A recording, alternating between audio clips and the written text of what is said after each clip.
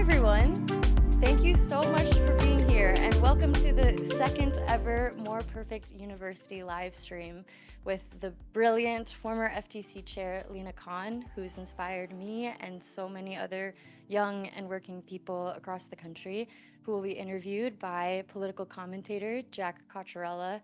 I'm so grateful to the both of them for taking the time to join this stream tonight, and I'm really excited to listen in on their conversation.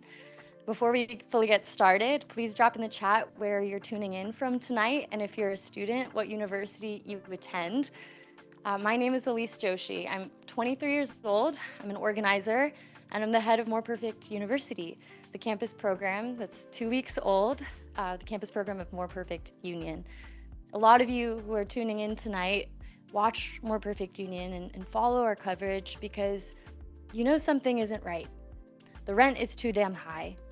Big tech is implementing its AI agenda from a surveillance state to AI data centers without the public's input at all.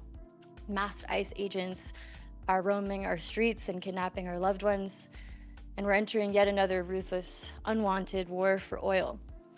And this is all happening while local journalism is collapsing, while politicians on both sides of the aisle capitulate to corporate interests, and while billionaires take control of our media.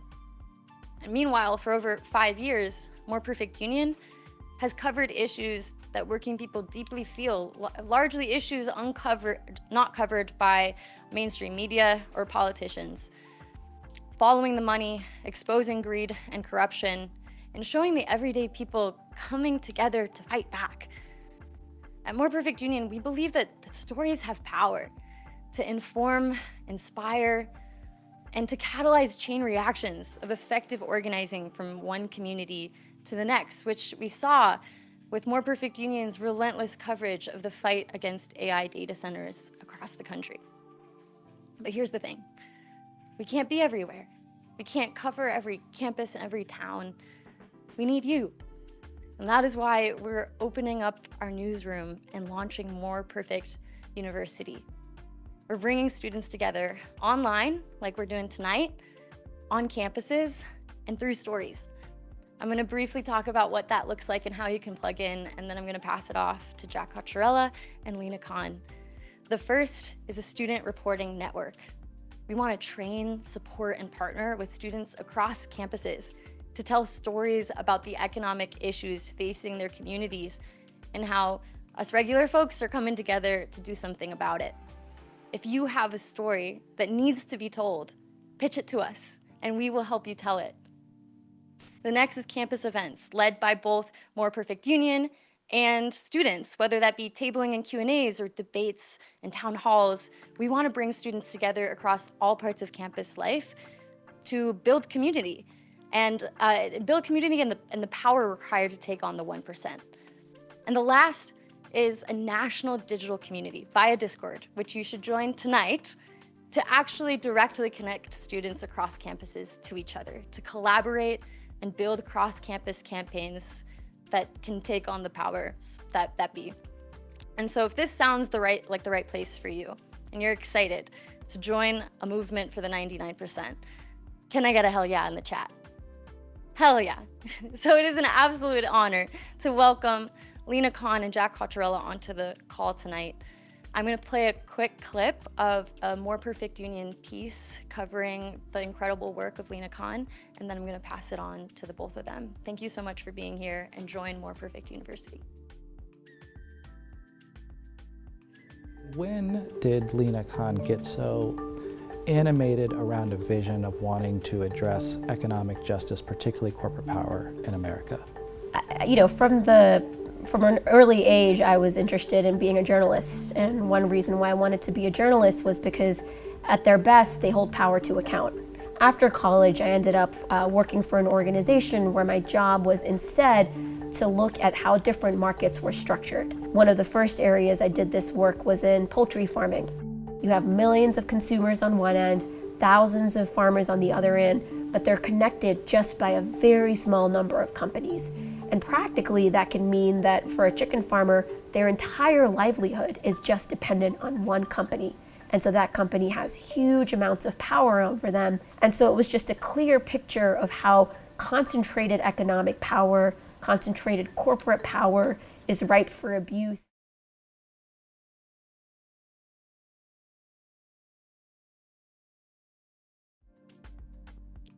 Hello, y'all, and thank you so much for joining us, Lena, as well, with your very busy schedule. I'm very excited for this conversation.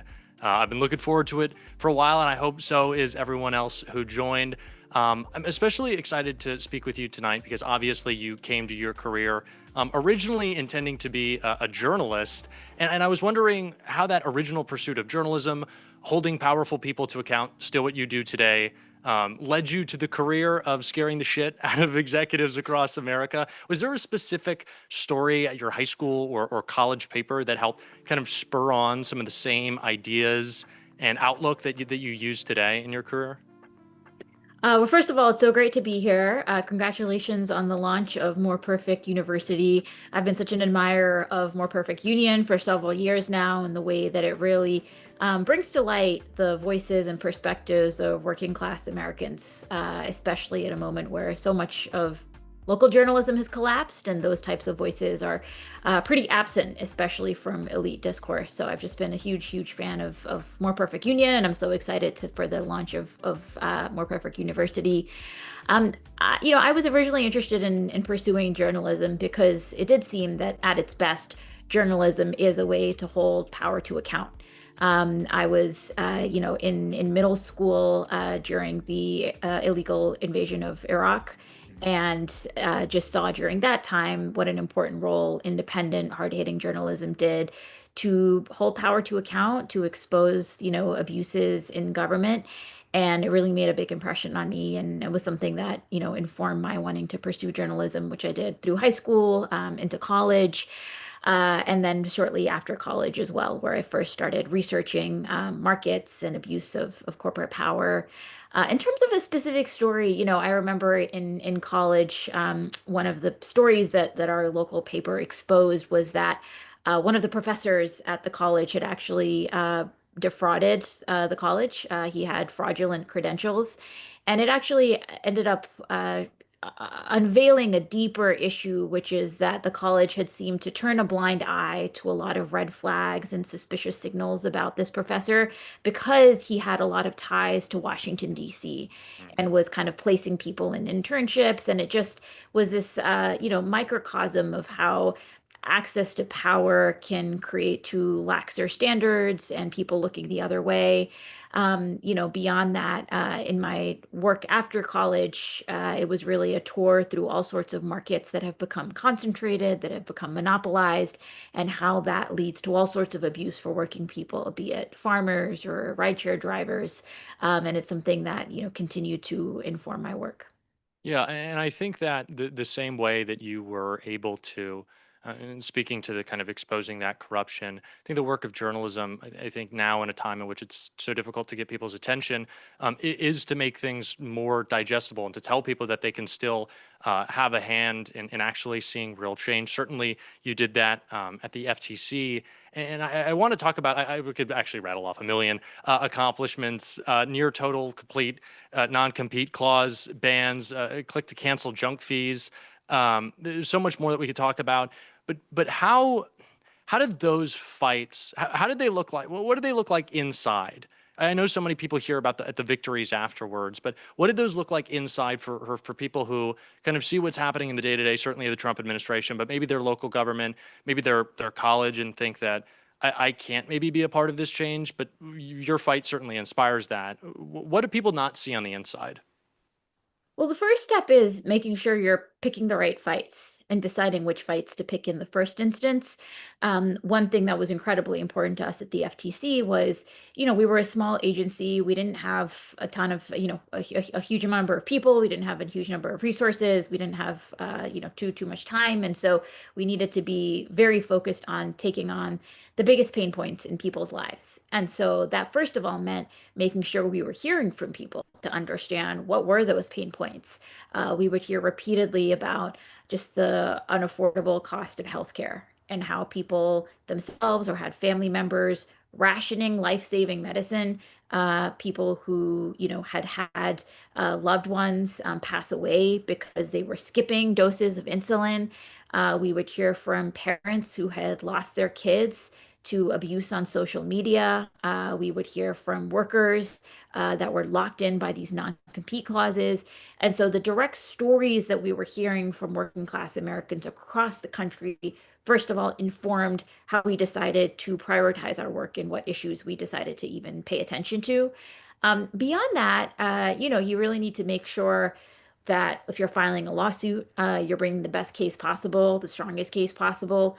The other side, these corporate defendants have huge amounts of resources to sink into these litigations in ways that the government doesn't. And so you need to really make sure you have all the facts on your side, you're bringing the best case legally, and that you're telling a compelling story. Judges at the end of the day are people too, and you need to make sure that why you're bringing the lawsuit, who it's defending, and what the overall story is something that's landing for that judge as well. The other thing is you need to make sure that you're actually engaging the public, both to hear from them, but also to communicate back to them what it is that you're doing and who you're fighting for. Because you see enormous pushback from those corporate interests. The second that corporate America gets wind of anything that will be, potentially chipping away at some of their wealth and power, you see a huge flurry and the activation of this huge ecosystem in DC, where they're kind of flooding the zone, kind of, calling members of Congress that they know, calling kind of ex-members of Congress that are now lobbyists, and the kind of full influence machine activates. And in order to be able to create some countervailing power to that, you need to make sure that you're actually engaging the public, the people who will actually be benefiting from, so that, the policymakers don't just have a very one-sided view, thinking, oh, if we do this policy, we're getting all of this backlash, and not recognizing all the benefits that it's going to provide. So those were just some of the components that ended up being important to pursuing these fights. I don't know if you've seen this meme, but it's on like one side, it's the Trump administration and everything's on fire, and Don Jr. has made $3 billion off of a Bitcoin with a different name, a crypto whatever scheme, and then like on the other side, it's like it's Mayor Mamdani's New York, and things are happening, and people's material conditions are improving, and so on and such. And I feel like that stark contrast in this time is like the corruption and the rot in the government that we see in Washington makes it difficult to believe that things are possible. But then again, you look at some of the work, of course, that you've done with Mayor Mamdani, and I want to speak to that in a second. But people actually feel, okay, once I begin to understand how government works, and of course it becomes a little easier on the local level. And that's why more perfect union is so important, explaining how these things work on the national level.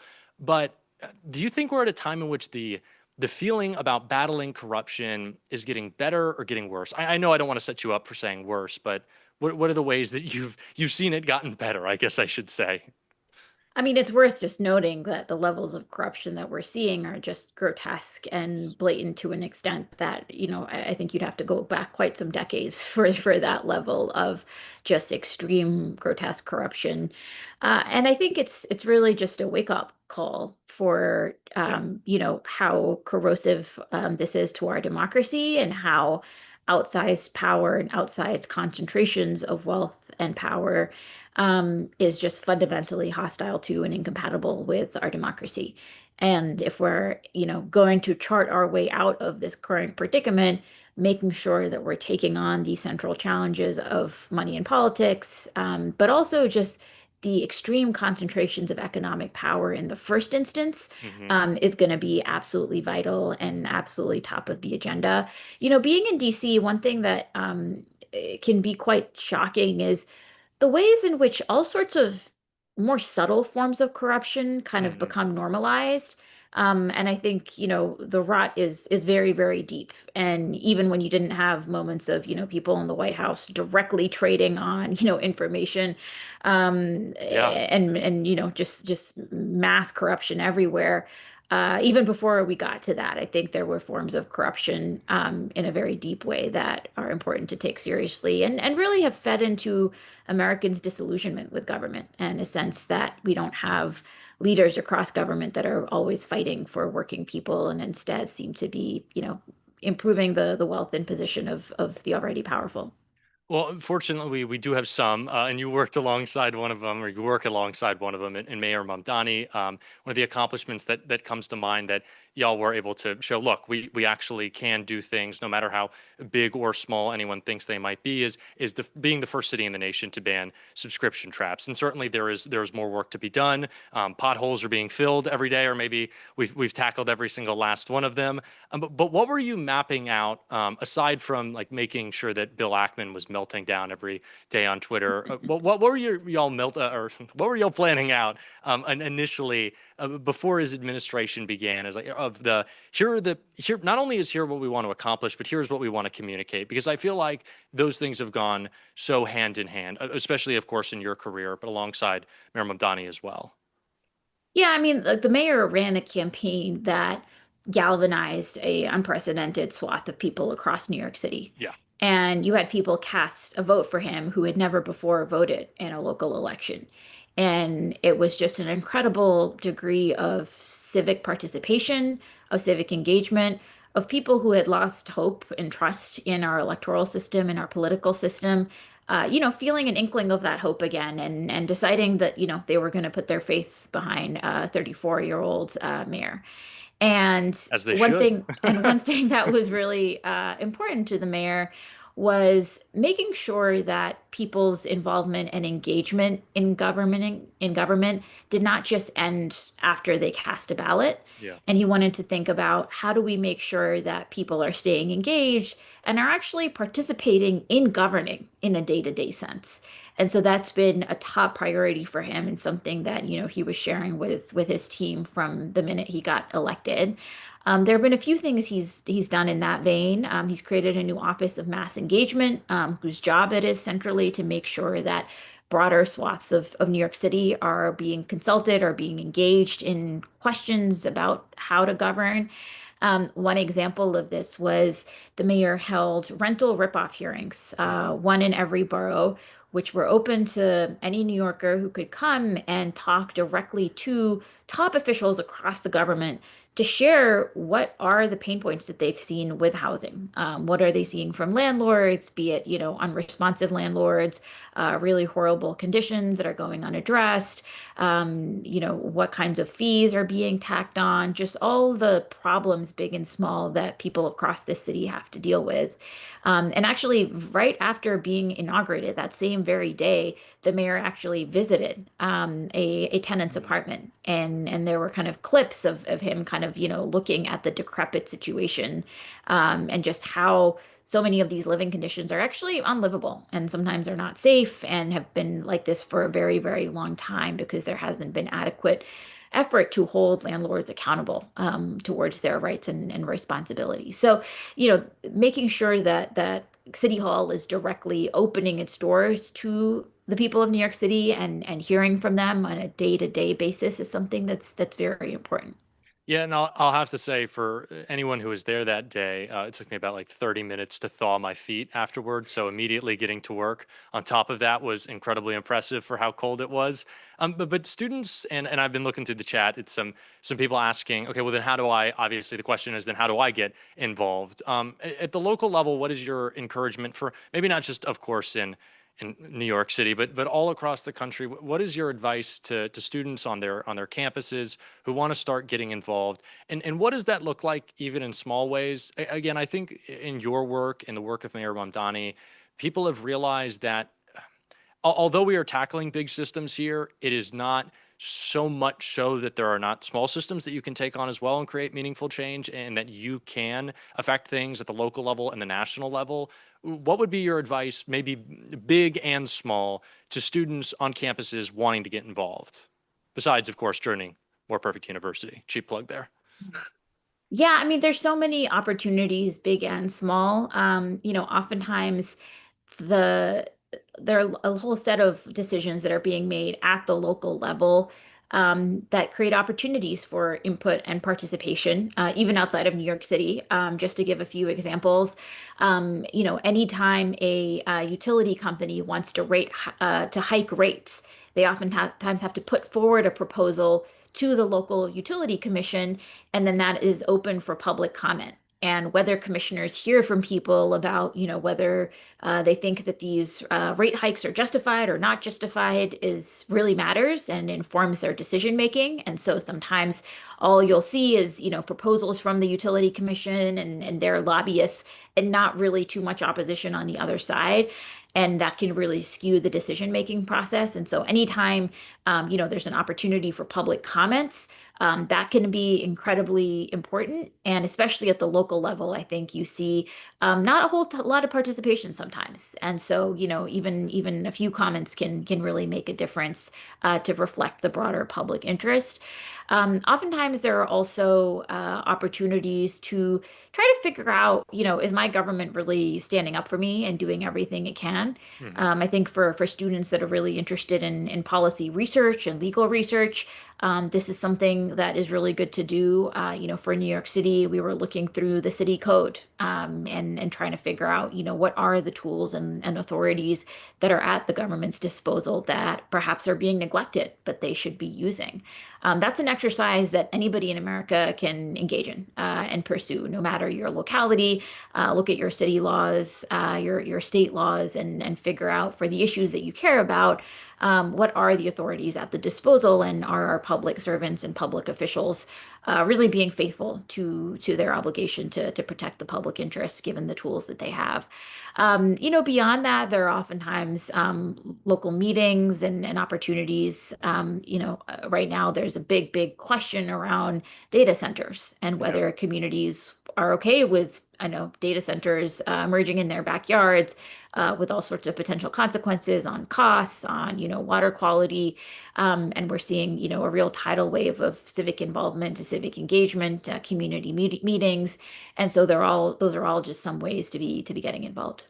Yeah, there's a lot to do, even if you're not on a campus in New York City. But if you are, you might be on a campus like my alma mater, Columbia. I wanted to, of course, give the MPU plug, but I also wanted to say that you recently launched the Center for Law and the Economy at Columbia Law School. Congratulations, very exciting. What is it that you originally set out to accomplish with the program? What are the goals, the intentions? I'm interested. I'm excited. Yeah, so it's been really exciting, and there have been a few key goals. One is, we've been living in this kind of 40-year anomalous period where we really suspended some of the key laws and policies that were about making sure we had an economy that was working for working people. And as we look to get our way out of this, it's clear we're going to need a really deep bench of people who are able to go into government and be effective public servants to make sure government is actually serving working people. And one thing that's been so exciting and encouraging over the last few years is just the surge of interest among young people. Yeah. I've gotten countless emails from students, including high school students sometimes, saying, I'm studying the Trust Busters and Ida Tarbell, and how do I kind of get involved in this work and kind of taking on the monopolies of the 21st century. And I think there sometimes isn't an obvious place to go in terms of getting that training as a matter of research and policy, but also as a matter of really making sure we're setting up students and young people to be key leaders, in making sure we actually have an economy that is really compatible with our democratic values. So that's what we're going to be looking to do, providing programming, providing research opportunities, having annual awards. And so I'm really excited that we'll be doing that. It is based at Columbia, but the goal is to really have it be nationwide. And so anybody at any school across the country can tap in and get engaged. I heard about another nationwide program, but I'm going to save a little bit of a plug for that for the end. Have you heard the term enshittification? Yes. So I heard Elizabeth Warren talking about merger after merger after merger, acquisition after acquisition, and discussing it through the lens of enshittification, how our lives in the ways that maybe aren't covered exactly in the Wall Street Journal are just getting worse because more of the same stuff is owned by the same people, and their bad views are put upon us, and your TV shows aren't as good, and Netflix doesn't know how to light anything, and everything looks like a Verizon commercial, and that's not great. What is the maybe if you have a friend who doesn't necessarily, someone who's always saying like, "Ah, I don't really like politics, I don't care. What is like the rabbit hole that you've found kind of works for people to finally see? It's maybe of a different lens. Okay, there seems to be a lot of people controlling the same stuff and it's not benefiting me. Is there like a specific story? I know you have countless, but is there one that you like to tell to someone who's maybe like a young person who doesn't like the system of politics that we have, understandably, but that kind of starts to open their mind a little bit on that? Yeah, I mean, we see it in so many places. I think one classic example is just even social media. Hmm. When Facebook bought out WhatsApp, there was a real question as to whether the fact that WhatsApp had actually, protected people's privacy was something that was going to be maintained. And at that point, Facebook said, yes, of course, we're going to, make sure WhatsApp stays very privacy protecting. They bought them up, and a few years later, WhatsApp was selling people's data in the same way that Facebook had been. More generally, I think, if you go to the grocery store, sometimes if you go down an aisle, there will be a lot of variety and it will look like there's a lot of competition. But actually, even when you see, dozens of brands of laundry detergents or diapers or snacks, those are actually just controlled by a very small number of companies, two or three. And you really see quality degrade. And I think you see a broader phenomena across all parts of our economy where companies act like they are too big to care, like they can, get away with making products worse. I think a classic example of this is Ticketmaster Live Nation. Yeah. Anybody who's tried to buy a ticket to a concert or, a live event, and sometimes the website breaks down, it's just overloaded. There's no real accountability. There are all sorts of junk fees that have been tacked on. So you're waiting in line in the online queue, and then you finally get your ticket. It's advertised for $45, but then by the time you get to checkout, it's somehow $75, and they're $30, and all sorts of fees, convenience fees, service fees, an email fee, and you have no idea what these fees are actually for, but you have no discretion and no ability to opt out. And it can just feel like a bait and switch and coercive, right? And there's no alternative, there's no real other choice. And so I think that those are the types of example where in your day-to-day seeing more and more forms of nickel and diming and companies being able to exploit you or take advantage of you, because you have no other options. I think that really gets to the heart of what we've seen in so many different spaces. So you're saying that the Swifties can be radicalized maybe a little bit faster than other young people can? Yeah, absolutely. I mean, when you had that incident a couple of years ago, you definitely started seeing Swifties talking about antitrust. Well, where would you pass them along? I always hate for the book recommendation. Maybe is there or any other piece of media? Again, maybe my generation is reading a little bit less. Please, everyone, stop using ChatGPT so you still have gray matter in your brain. But what is then the next pass along? I'm trying to like, and this is obviously, of course, a part of what More Perfect University is going to be doing with organizing and kind of helping people see the light of so much of what you've done. What is then the next step? Again, maybe we're not going to call it a radicalization. We should call it a radicalization journey for someone who starts to see, okay, this quality is getting worse. Things are all the same, but different in bad ways. What is then the next step to keep someone kind of compelled in that story? Yeah, I mean, I think there are more and more resources for getting more and more informed about this and how it's playing out in a day-to-day way. MPU's videos often do really great deep dives into these issues. You also have outlets like the American Prospect, which is doing really fantastic investigative reporting, ProPublica. Matt Stoller runs a Substack called Big, that is oftentimes shedding light on all sorts of weird monopoly problems across the economy and big fights around it. So those are just some of the places that I think you can go to learn more about these issues, as well as think about how to get involved, as we were discussing earlier. Yeah, and of course, More Perfect University is a great way to do so. This program is launching right now to help students speak truth to power, to learn how to tell these stories. Obviously, Elise is such a great example of that, and to organize on campus, to take on the 1%. Um, this is a layup, and I think you'll have a great answer. But why is this an organization? Why is this an undertaking that you see as so important that you were so gracious? And I say again, thank you so much for giving your time. Scrutiny is That brought you to you by that you Americans wanted to United start. Up, strict scrutiny is also important. Maybe we'll plug them a little bit later, though. Why is this? What speaks to you about what's happening right now with More Perfect University? Well, look, I think, we are really at a tipping point in terms of just the level of free fall that we're in as a country in terms of attacks on the rule of law.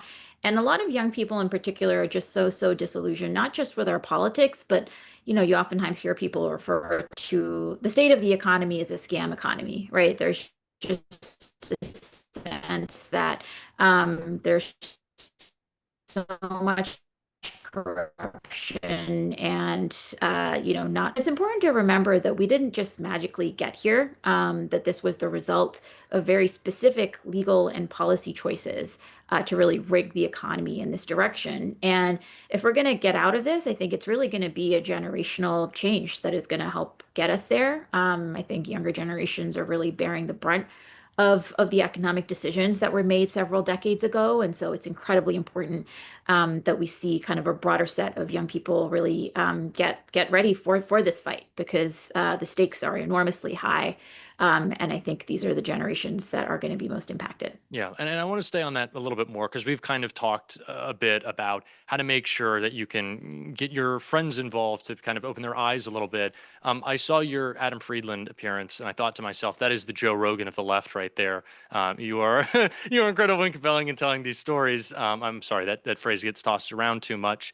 But what advice do you give to young people who want to be able to talk to their friends or their parents or anyone in their community about corruption, about this scam economy in a way that is aspirational in nature, and it wants people to it gets people to want to be excited and to want to get involved with MPU and doing more organizing? What is the way that we communicate that isn't as doom and gloom, because it's kind of all we see all the time? I think really focusing on the fights where people have won is incredibly important, because I do think that sometimes you see a real sense of inevitability that can set in, and a sense that there's nothing that can be done. I think we've seen that even more recently. I mean, when there's a huge multi-billion-dollar merger that's been proposed involving Paramount and Warner, that would concentrate even more power in the Allison family. And, for a while, we were hearing a lot from Hollywood actors and directors and screenwriters and others about how this was going to be a terrible merger for them. But there was a sense of, maybe it's not worth fighting. Are we just going to risk retaliation? And then the other week, there was a public letter that had thousands of signatories, A-list Hollywood actors and actresses putting their name behind, saying, we don't want this merger. We think this is going to be terrible for the industry. It's going to result in worse quality jobs, fewer jobs, worse experience for the viewing public, as well as a corrosive effect on democracy, where we're concentrating even more power in the hands of, in this case, literally one family, to determine what type of ideas and what type of art and what type of content get produced and get disseminated.